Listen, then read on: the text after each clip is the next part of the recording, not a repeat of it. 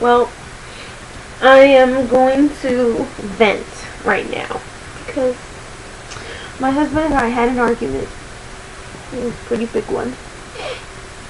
He's a very mellow guy, so this was for us. This was a big one, and me. I run at the mouth. I said too much. I'm just so upset. You know. And part of what got me going or riled up was he says I'm ungrateful. I'm ungrateful for our marriage and to the religion for the life that I've had. He said, was your life really so bad the past 16 years that it merited you having to leave and to speak out against us now? He said, was my life so bad? No. Okay, I will admit that. I'll admit that I am not ungrateful for the principles that I learned in regards to conducting myself that helped me.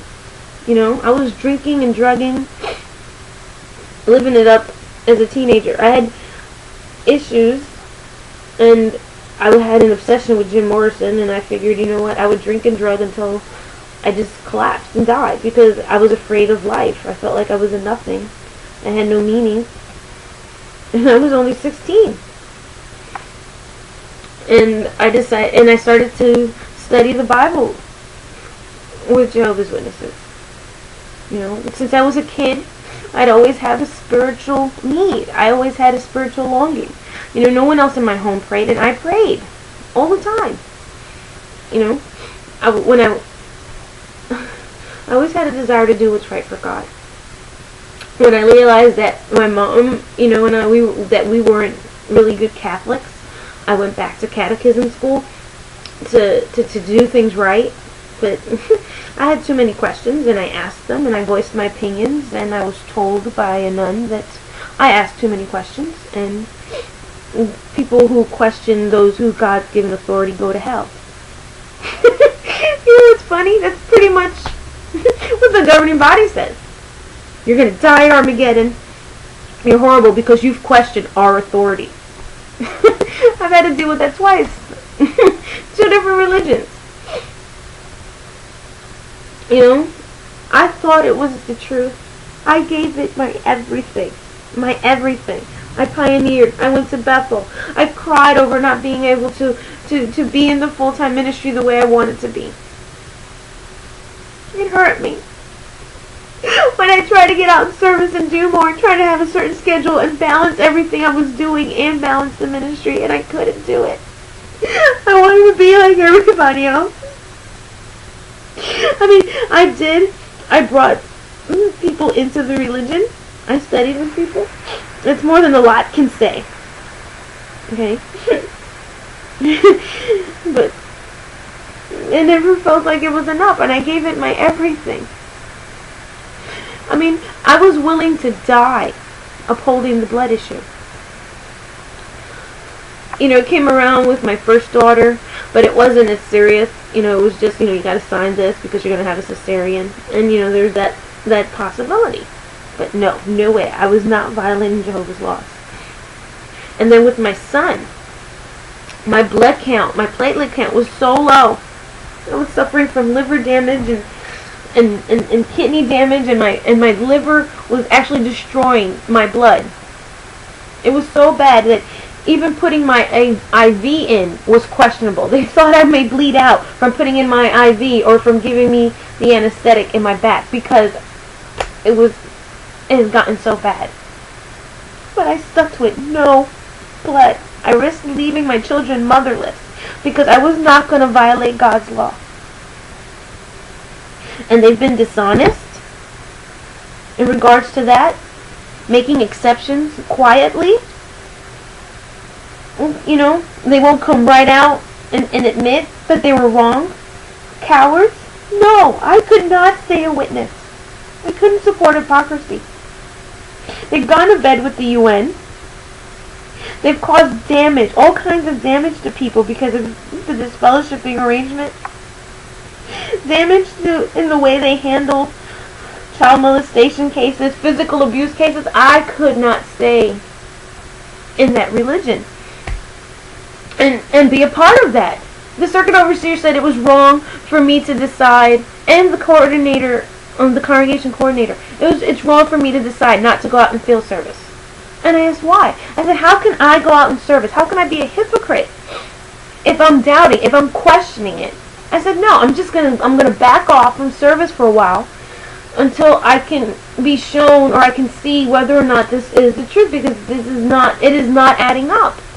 No, but no, you can't do that. You're still supposed to go out there. Yeah, Jehovah would kill me because I didn't do that, because I questioned. I honestly think that he would applaud the fact that I was making sure of all things. I was proving to myself. 2 Corinthians 13, 5 and 6. I was proving it to myself. I'm ungrateful. I'm selfish. It wasn't easy to decide to turn my whole world upside down. To risk. All this that I'm going through. This isn't easy. I wouldn't have done, this was not a light decision. This isn't for nothing, Either way, it was going to hurt.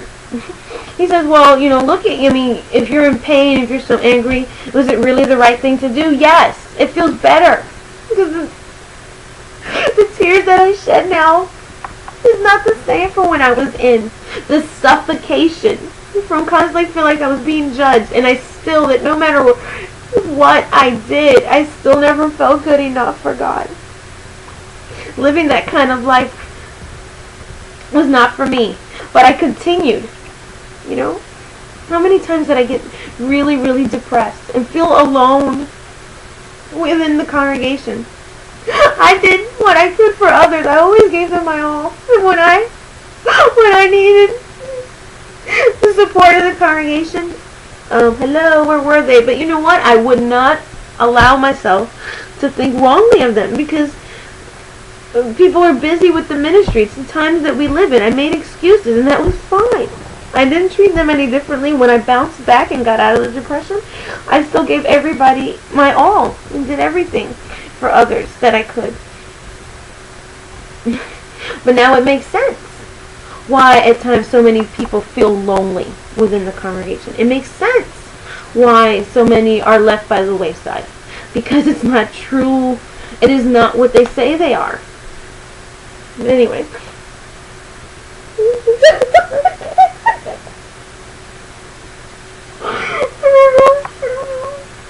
It's scary. I don't know what's going to happen to us.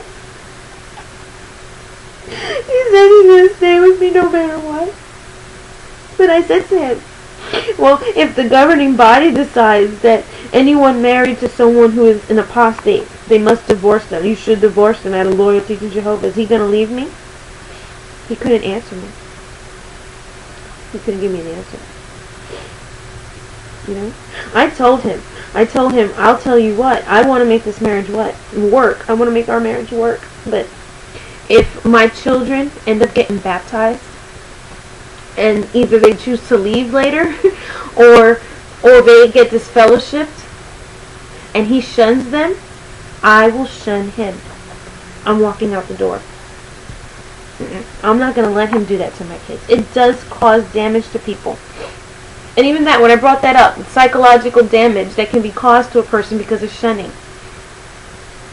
I was really upset that he seemed so heartless and saying, well, is there any real proof of that? If, are you just quoting some study? Because I had read a recent article in regards to the damage that shunning does. He says, well, outside of some worldly, psychologists, he goes, is there any proof? He goes, he was an elder. What about those who returned to the congregation, or people who say they were so grateful for coming back? And I know where that line came from. It came from, it's so crazy how they get in his head. That line about being grateful for coming back, that was a text for the other day. That was what my other video was about. I said, although many of those people come back because of the psychological damage, because of the hurt and the pain. I've spoken to some who came back, not so much because they thought the religion was true, but because they were so alone in the world after they had been disfellowshipped. But no. He doesn't see that. It's a wonderful, wonderful place. And then I told him, I said, it's hurtful for me to see him bend over and take it by them. Bite my tongue. I can't believe I said that to him. Because before, the other day, I compared them to rapists. And he resent, I don't bite my tongue. And in my mind, in a way, they are rapists. They violated me. They violated the trust I put in them. They violated the trust that so many have put in them. I mean, I was willing to sacrifice my babies because they told me they understood the Word of God and that they were the one true religion. I was training my daughter to stand up for herself. She's 8 years old. I'm training.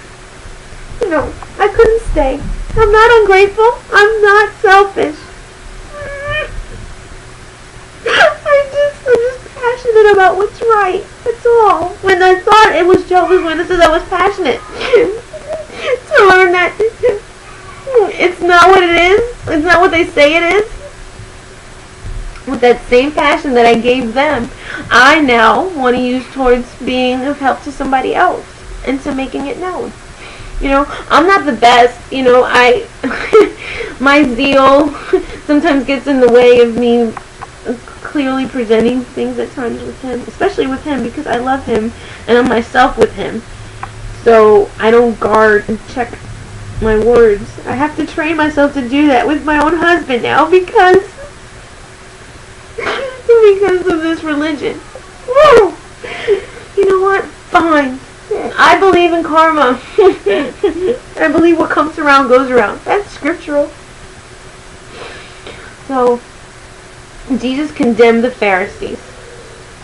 They like to give people an antitype, and say that this prefigures that. Well, the Pharisees, the Watchtower Bible and Tract Society is prefigured by the Pharisees, by Jerusalem that was destroyed in 70 CE, and they're gonna somehow. I just know it's just gonna all come crumbling down under them. Anyway.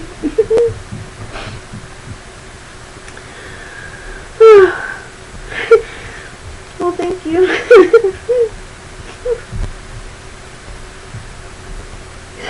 I feel so sorry for them. We ache. We don't do this so much out of hatred. We don't hate the individuals.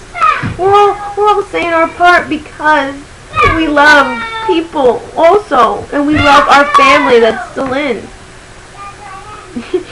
Oh. I can hear my kids. I better go take care of them.